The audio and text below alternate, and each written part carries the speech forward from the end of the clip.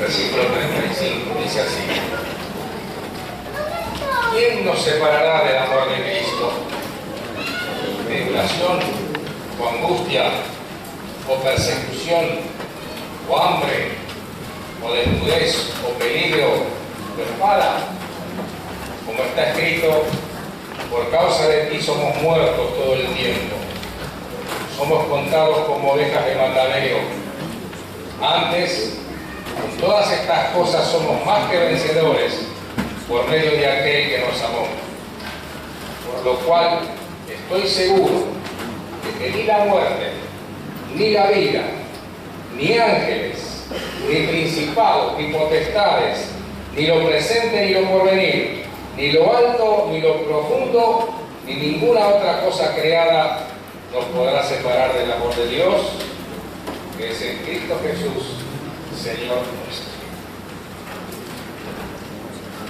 Turquía, más precisamente el Imperio Otomano, 24 de abril de 1915. Lugar y fecha son parámetros que definen la realidad del hecho histórico: el genocidio armenio. Hecho de la historia armenia, hecho de la humanidad, hecho que a 100 años de sucedido aún clama por justicia. Al final del infierno de la Primera Guerra Mundial, julio de 1919, el primer ministro francés Georges Clemenceau, hablando en la Conferencia de Paz Europea, dijo: la barbarie planeada de las matanzas de los armenios alcanza y sobrepasa a todo aquello que la historia ha registrado hasta el presente. Con consternación y sobrecogimiento hoy recordamos el genocidio armenio, la más alienante barbarie humana, la barbarie por antonomasia. La antesala del genocidio, que comenzó en 1915, se remonta a 1894-1896. Fue cuando el sultán Abdulhamid II, llamado el Sultán Rojo por la cantidad de sangre que derramó, inició una campaña de asesinatos masivos de los armenios residentes en el Imperio Otomano. Ejecutados despiadadamente, con crueldad y salvajismo sin parangón, masacrando a más de 300.000 armenios. En los primeros años del siglo XX, un grupo de intelectuales turcos que vivían en París comenzó a reunirse bajo el nombre de Comité para la Unión y el Progreso, promulgando la destitución del sultán y la instauración de un régimen democrático. En 1908, ese grupo llamado los Jóvenes Turcos dio un golpe de Estado, se apoderó del gobierno del Imperio Otomano, implantando un régimen ultranacionalista. La misión de los Jóvenes Turcos era el panturquismo, la unión, entre comillas, la unión sagrada de la raza turca, desde los Urales hasta la Asia Central, totalmente libre de etnias contaminantes. En 1909, un año después de asumir el gobierno, los Jóvenes Turcos hicieron un experimento. En la ciudad de Adana masacraron a 30.000 armenios y comprobaron que en caso de lanzar una política de exterminio armenio, ninguna de las grandes potencias europeas, entre comillas cristianas, reaccionaría contra tal política. Terminado el experimento en Adana, los Jóvenes Turcos se reunieron secretamente en la ciudad de Salónica, intelectuales, políticos, religiosos, militares, militares de alto grado, elaboraron un plan, distribuyeron funciones, designaron responsabilidades para la puesta en marcha del genocidio armenio y se consensuó esperar a que estallara la Primera Guerra Mundial que se avecinaba. En febrero de 1915, ya iniciada la Primera Guerra Mundial, uno de los ideólogos de los jóvenes turcos, el doctor Nassim, dijo en una sesión: es absolutamente necesario eliminar la población armenia de manera integral para que no quede ni un solo armenio en esta tierra, como dijo la hermana de Ganush, y el concepto armenio desaparezca definitivamente. Estamos en guerra, jamás tendremos una oportunidad más conveniente que esta. Y un mes después, en marzo de 1915, el ministro del Interior turco, Talat Pasha, firmó el siguiente decreto de Estado: hay que exterminar a los armenios habitantes de Turquía, a todos, a los niños, a los viejos, a los jóvenes, a las mujeres, a los intelectuales y a los campesinos.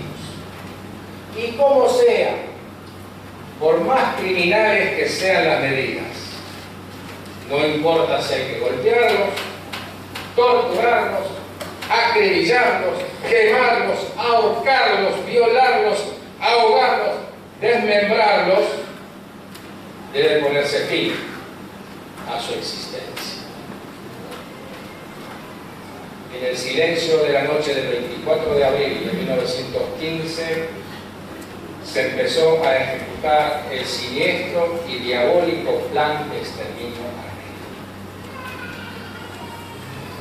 Comenzaron arrancando de sus lechos de descanso a las personalidades de armenios más importantes, más talentosas, intelectuales, profesionales, eclesiásticos, escritores, parlamentarios, músicos, poetas. Fueron arrestados y asesinados. Y entre ellos estaba Zohrab, abogado y diputado armenio, que había salvado la vida del presidente del Parlamento turco, Halil Bey. Estaba también Barkes, diputado armenio, que junto con Zohrab eran íntimos amigos del sanguinario Talat Pasha, quien firmó los decretos de exterminio armenio.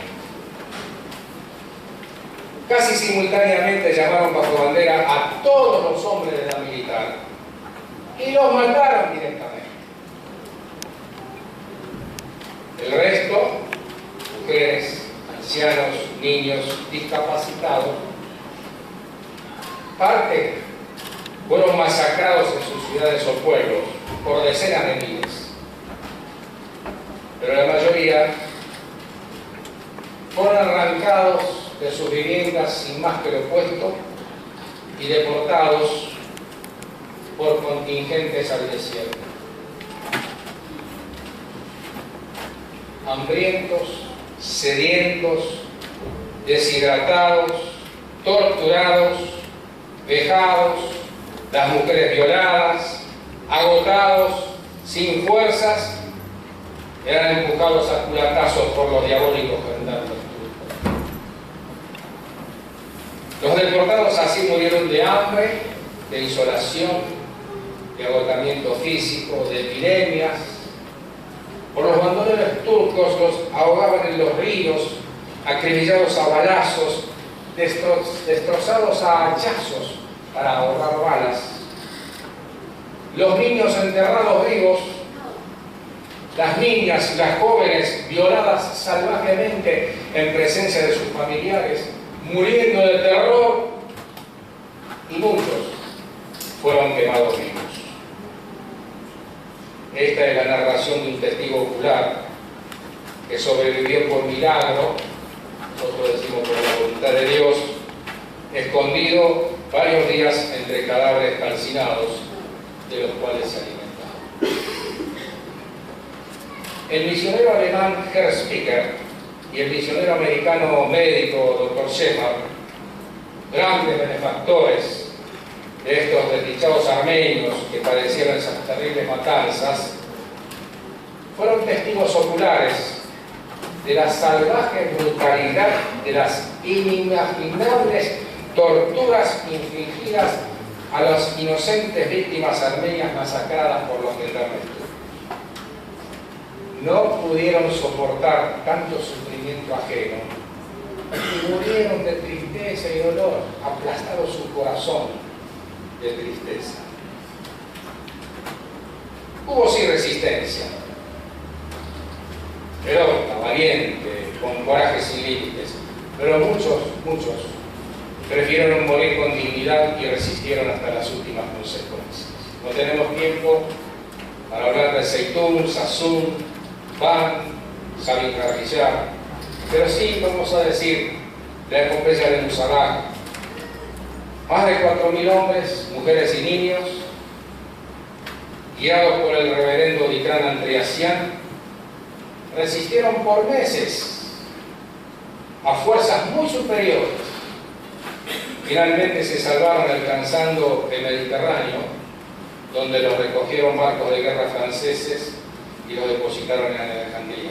Esto es muy conocido por los 40 días de Musalag, del escritor austríaco Franz Werster.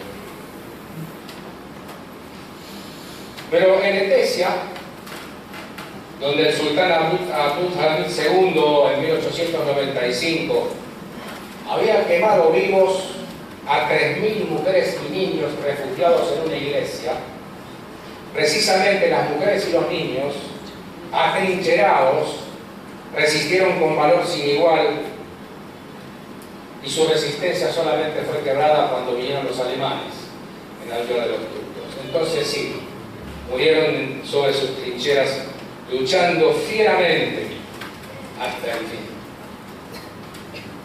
Con dolor y consternación ante tanta barbarie inimaginable, tanta sangre inocente, hoy rendimos nuestro respetuoso homenaje a todos nuestros mártires, de los cuales Turquía no era digna.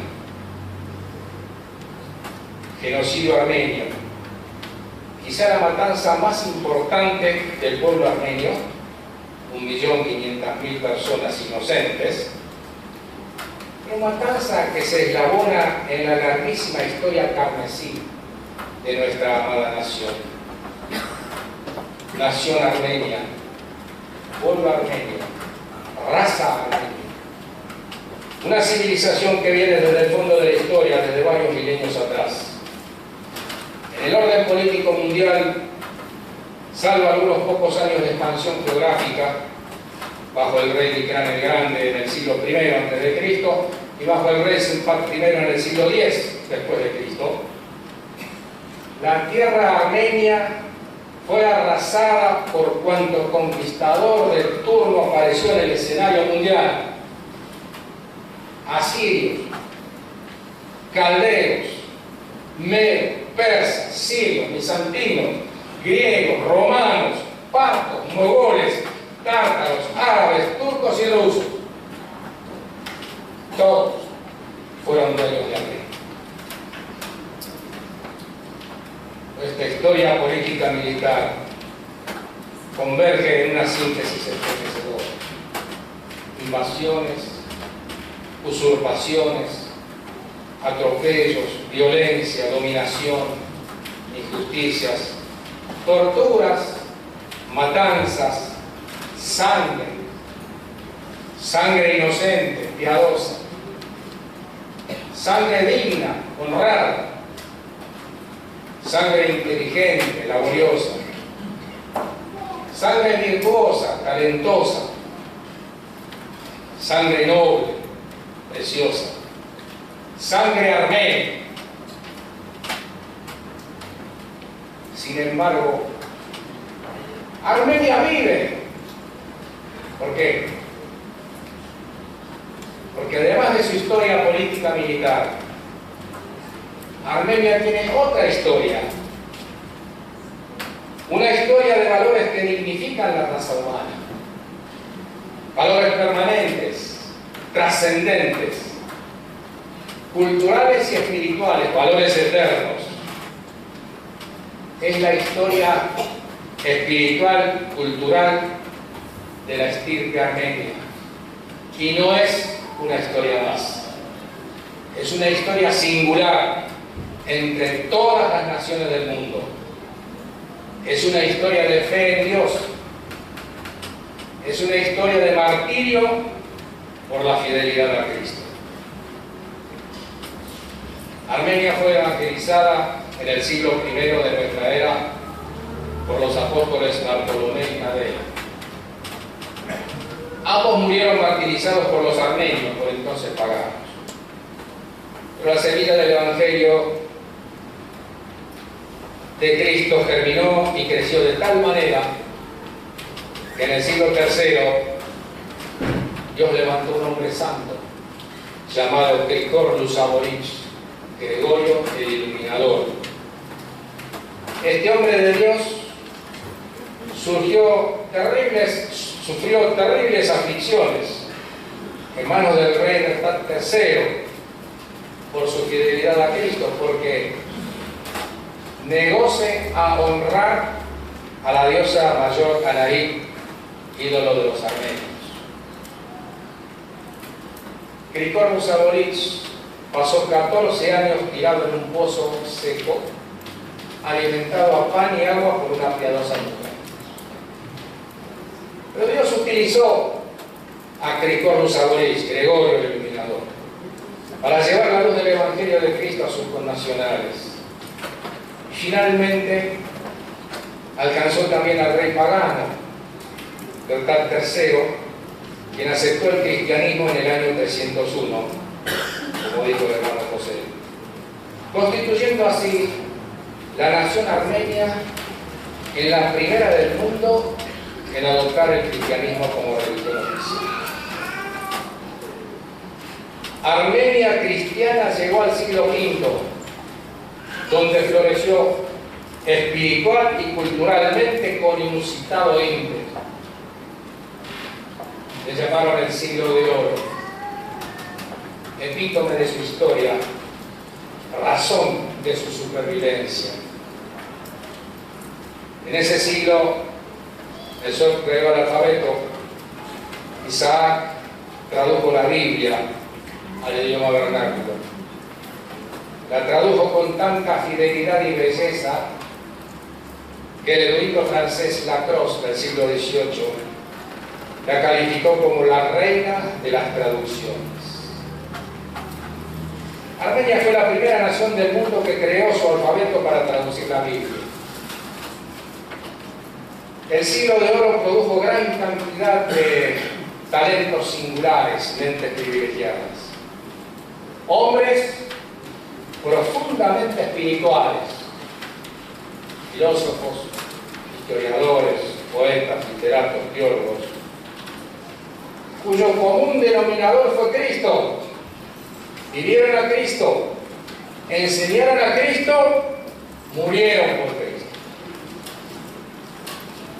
Armenio y cristiano llegaron a ser sinónimos. El ícono representativo de Armenia hasta hoy es la cruz de Cristo. Y la cruz de Cristo es el símbolo de victoria a través del sufrimiento, de vida a través de la muerte. En las efemérides armenias sobresalen con peso propio dos hechos paradigmáticos, llamados Vardanants y Gerondians, los cuales cada año la colectividad conmemora reverente y orgulloso. Epopeyas de inquebrantable fe en Cristo, y ambos ocurrieron en el siglo V. Pasadas 2 décadas de ese siglo V, el rey de Persia, Yesterget II, conocido como Rey de Reyes, conquistó Armenia y se propuso abolir el cristianismo. Decretó el culto mazdeísta la religión de Zoroastro, la adoración del sol y el fuego, para todo su imperio. A Armenia cristiana le dio un año de plazo para decidir: mazdeísmo o muerte. El episcopado armenio, de común acuerdo con el general Vartan Mamikonian, apodado el Valiente y máxima autoridad militar, le contestaron al rey persa: de esta creencia nadie puede movernos, ni ángeles, ni hombres, ni espada, ni ninguna tortura violenta. Todos nuestros bienes están delante de ti, dispón de ellos como quieras. Y si solo nos concedes libertad para nuestra fe, no escogeremos aquí abajo ningún otro señor en tu lugar, y en el cielo no honraremos a otro Dios que no sea Jesucristo, porque no hay otro Dios más que Él. Pero si existe algo más que este testimonio, he aquí nuestra decisión. Haz con nosotros según te plazca. Está a tu alcance de infligirnos torturas, pero está en nosotros la paciencia. Tú tienes la espada, nosotros el cuello, para someternos a ella. No somos nosotros mejores que nuestros padres, que por causa de su fe renunciaron a sus bienes, sus posesiones y a la vida misma. Aun si fuésemos inmortales, nos cuadraría morir por el amor de Cristo, porque Él, siendo inmortal, nos amó de tal manera que se sometió a la muerte, para que por su muerte fuésemos salvados de la muerte eterna. Ya que Él no tuvo en cuenta su inmortalidad, también nosotros que somos mortales, moriremos alegremente por Él. Moriremos alegremente por Él para participar de su inmortalidad. No nos interrogues más, pues, acerca de estas cosas, porque nuestra fe no tiene origen en los hombres. Estamos indisolublemente unidos a Dios, de quien nada puede separarnos, ni ahora ni después, por siempre jamás. El general Vartan, con un ejército de 70.000 hombres, enfrentó al persa de 270.000 en la épica batalla de Avaray en el año 451. Armenia entregó sus tierras, pero no entregó su fe en Cristo. Armenia cedió su posición en el concierto de las naciones, pero no cedió su posición en el corazón de Dios. Avaray es la epopeya de fe que conmemoramos en Vartanant, llamado así en honor al general Vartan. En palabras de su santidad Vázquez I, patriarca y católico de todos los armenios, Avaray fue la culminación en fecundar las fuerzas espirituales, fue la expresión clara de su identidad nacional y al mismo tiempo fue el comienzo de la verdadera historia nacional que estampó su sello sobre todos los siglos posteriores. Para estos mártires armenios del siglo V, así como para los mártires cristianos del siglo I, la muerte física llegaba a ser algo incidental. Lo importante era que Cristo fuera engrandecido por medio del cuerpo, fuese en vida o en muerte. Genocidio armenio, la barbarie que avergüenza a la especie humana toda. La causa armenia es muy justa en el plano de los derechos internacionales, pero como armenios cristianos apoyamos decididamente la vía diplomática pacífica para esta aún inconclusa causa, pero como nuestros padres Solo confiamos en Dios, cualquiera sea nuestra condición. Hermanos, los hilos de la historia están en manos de Dios. Dice el profeta Isaías, para Dios las naciones son como la gota de agua que cae del cubo, como el polvo en el platillo de una balanza. Dios tiene sus tiempos y sus leyes para las naciones, porque para Él un día es como 1000 años como un día. Muchas veces, dolidos y perplejos, nos hemos preguntado, ¿por qué? ¿Por qué? ¿Por qué Dios permitió que este pueblo cristiano pasara tantos calvarios en manos de los paganos? Esta misma pregunta era la que se hacía el profeta Habacuc hace 2500 años. Su pueblo, Israel, el pueblo elegido de Dios, estaba en peligro de destrucción a manos de los paganos caldeos. Y Habacuc le pregunta a Dios, ¿hasta cuándo, Señor, he de pedirte ayuda sin que tú me escuches? ¿Hasta cuándo he de quejarme de la violencia sin que tú me salves? ¿Por qué me haces presenciar calamidades? ¿Por qué debo contemplar el sufrimiento? Veo ante mis ojos destrucción y violencia. No se aplica la ley, se pisotea el derecho, el malo persigue al bueno, se tuerce la justicia. ¿Cómo pues contemplas callado a los criminales y guardas silencio mientras el malvado destruye a los mejores de Dios? Y esta es la respuesta de Dios a Habacuc, al armenio, al turco y a todos los pueblos. Las cosas que planeo no ocurrirán inmediatamente. Lentamente, pero con certeza, se acerca el tiempo en que tu visión se cumplirá. No desesperes.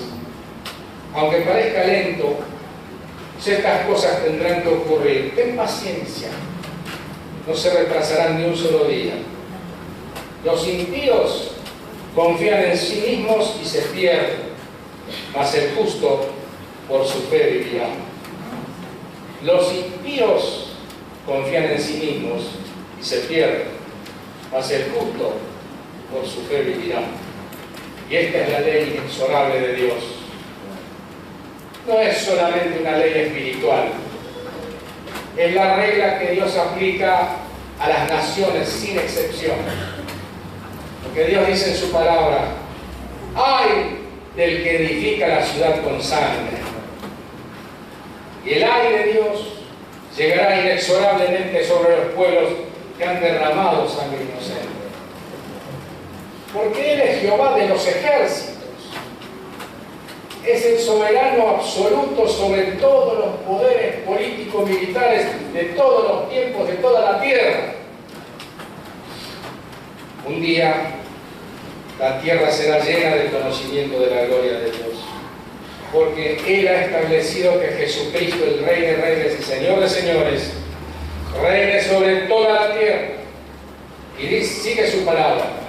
Los pueblos, pues, trabajarán para el fuego, y las naciones se fatigarán en vano. Cuánto afán, cuántas guerras, violencia, conflictos, crímenes, genocidios entre las naciones por el evanescente materialismo. Un pedazo de tierra, un chorro de petróleo, un trozo de metal inerte como el oro, o la engañosa fama y la patológica ambición del poder. En vano se fatigan las naciones. Nosotros esperamos confiados el retorno de nuestro Señor, nuestro bendito Salvador Jesús. Someterá toda la tierra bajo su dominio. Su reino será de justicia, de paz, y de amor. Y mientras lo esperamos, ansiosos, Cantamos con el salmista. Alégrense y gócense las naciones, porque juzgará a los pueblos con equidad y pastoreará las naciones de la tierra. Todos los pueblos te alaben. Sí, todos los pueblos te alaben. El pueblo armenio, el pueblo argentino y el pueblo turco también.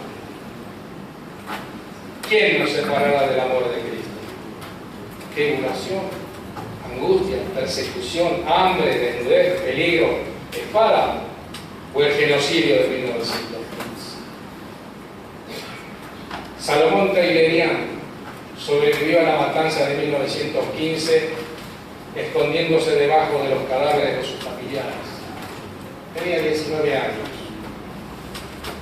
Estaba siendo deportado hacia el desierto en una columna de 20.000 personas.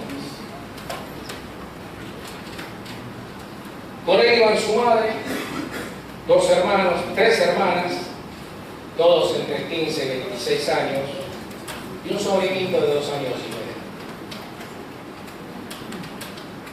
Salomón presenció cómo los gendarmes arrastraron a sus hermanas hacia unos arbustos para violarlas. Vio cómo le abrieron el cráneo a su hermano de 22 años de un hachazo. A su lado, de un balazo, asesinaron a su madre. Y él quedó abandonado inconsciente por un golpe en su cabeza. Lo dieron por muerto. En ese campo de cadáveres, después de algunas horas volvió en sí, vio el cuerpo mutilado de su hermana y la cabeza destrozada de su hermano.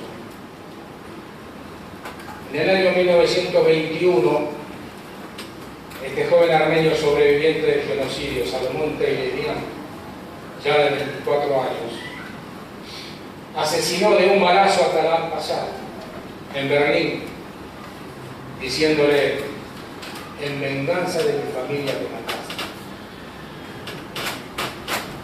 Talat Pasha fue el ministro del Interior turco que envió las órdenes de exterminio de los armenios a todo el Imperio Otomano. Y en un encuentro con el canciller americano Morgenthau, este le preguntó a Talat Pasha por las matanzas de los armenios. Talat Pasha le contestó: ¿las matanzas? ¿Qué va? Aquello solo me divierte. A este asesinó un sobreviviente armenio. Nosotros como cristianos condenamos enfáticamente el hecho, pero como humanos lo comprendemos. El amor de Cristo y la fortaleza del Espíritu Santo hoy nos permite, como Iglesia Cristiana Armenia, hacer los esfuerzos necesarios para llevar el Evangelio de Cristo a los turcos de Turquía.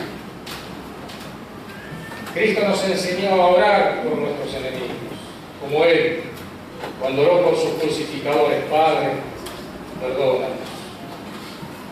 La justicia exige reparación, pero el amor de Cristo no admite venganzas. A nosotros, como los cristianos filipenses del siglo I,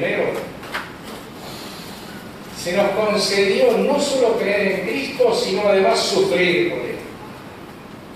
Como nuestros padres, decimos de acuerdo a las Sagradas Escrituras: antes, en todos estos sufrimientos, somos más que vencedores por medio de Cristo, quien nos amó y se entregó a sí mismo por nosotros.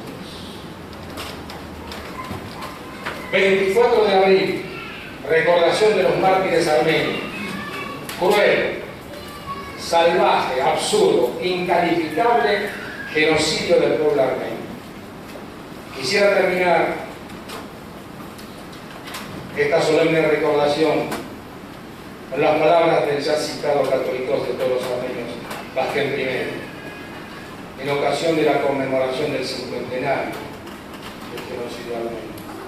Dice así: en esos días aciagos había llegado un momento en que ya era imposible ser armenio en este tiempo. Parecía que se había perdido toda esperanza y el libro de la historia armenia se había enterrado en sangre. El pueblo sufrió el holocausto, sí, pero el pueblo no había muerto, porque se sacrificó con una ardiente fe en Cristo, y Cristo es vida. Que el Espíritu Santo despierte a cada armenio sobre la faz de la tierra, para que vuelva a Dios de sus padres. Dios bendiga la Armenia toda. Dios bendiga nuestra querida nación.